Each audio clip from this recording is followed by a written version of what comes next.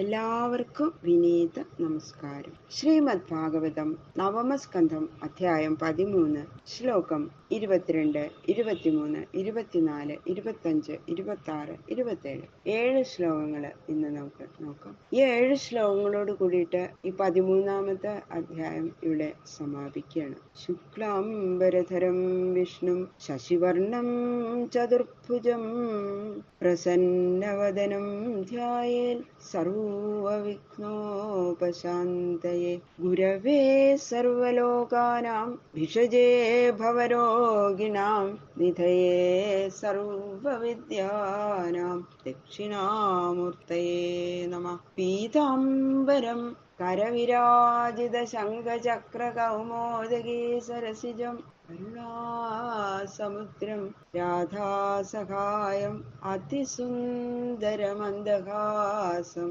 വാതാലയേശം അനിശം ഹൃദി ഭാവയാമി. ശ്രീ ഗുരുവായൂരപ്പ ശരണം. കഥാമയം ഭാഗവതാഭിധാനാം ഹരേ തനും തേ ചരിതൈഃ ത്വദീയൈ യഥാമതി പരിതോഷകാമസ്തൗമി പ്രസീദ അച്യുത മാരുതേശ. ഗംഗണപതയേ നമഃ. സംസരസ്വത്യൈ നമഃ. ഗുരുഭ്യോ നമഃ. ഓം നമോ ഭഗവതേ വാസുദേവായ. ഓം നമോ ഭഗവതേ വാസുദേവായ. ശ്ലോകം 22. ശുചിസ്തനയസ്തസ്മാൽ സനദ്വാജസ്തതോ ഭവത് ഊർധ്വകേതു സനദ്വാജാൽ അജോധ പുരുജിൽ സുത.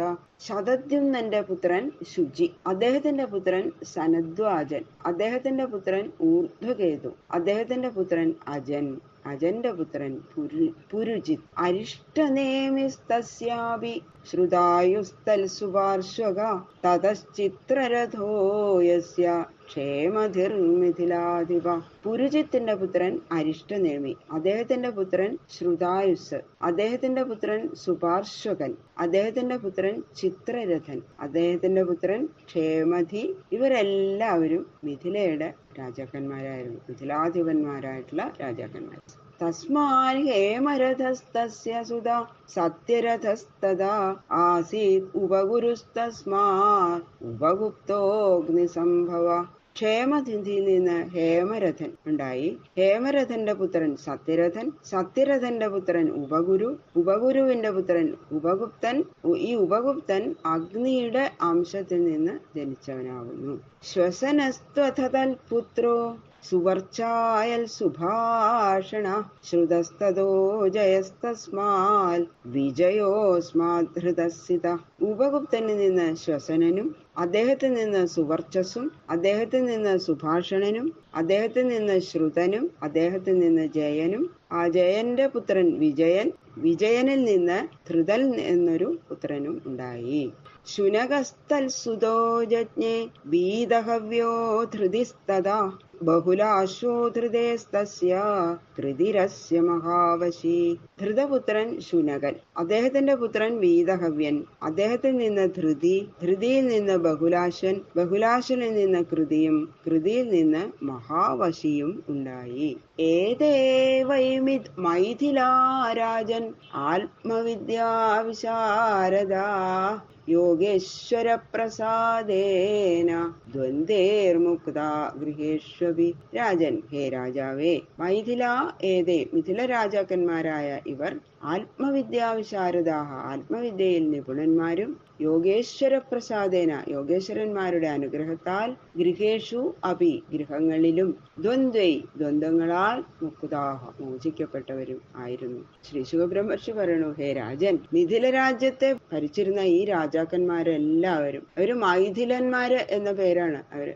മൈഥിലന്മാരെന്ന പേരിലാണ് അവര് പ്രസിദ്ധരായിട്ടുള്ളത്. അങ്ങനെ സുപ്രസിദ്ധരായ ഇവരെല്ലാവരും യോഗേശ്വരന്മാരായ യാജ്ഞവൽക്യൻ മുതലായവരുടെ അനുഗ്രഹം നിമിത്തം ആത്മാരാമ വിവേചന നിപുണന്മാരായി ഭവിച്ചു. ഇവരെല്ലാവരും ഇതുപോലെയുള്ള ആ യോഗേശ്വരന്മാരാണ് ഇവരെല്ലാവരും. യാജ്ഞവൽക്യൻ മുതലായവർ, അവരുടെയൊക്കെ അനുഗ്രഹം കൊണ്ട് ഇവരും വളരെ നിപുണന്മാരായി എന്ന് പറഞ്ഞു. അപ്പൊ എന്തായി, ഗൃഹാശ്രമത്തിൽ ഇരിക്കുമ്പോ തന്നെ സുഖം, ദുഃഖം, നിന്ദ, സ്തുതി ഇങ്ങനെയൊക്കെയുള്ള ആ ദ്വന്ദ്ങ്ങളിൽ നിന്ന് സന്തോഷ സന്താപങ്ങൾ കൂടാതെ, അതിൽ സന്തോഷവും ഇല്ല സന്താപവും ഇല്ല, അങ്ങനെ ആ സന്തോഷ സന്താപങ്ങൾ കൂടാതെ സ്വധർമ്മ തൽപരന്മാരായിരുന്ന മഹാരാജാക്കന്മാരായിരുന്നു ഈ മൈഥിലന്മാരെന്ന പേരുള്ള സുപ്രസിദ്ധരായിട്ടുള്ള ഈ രാജാക്കന്മാരെ എല്ലാവരും എന്ന് പ്രത്യേകം പറയുന്നു.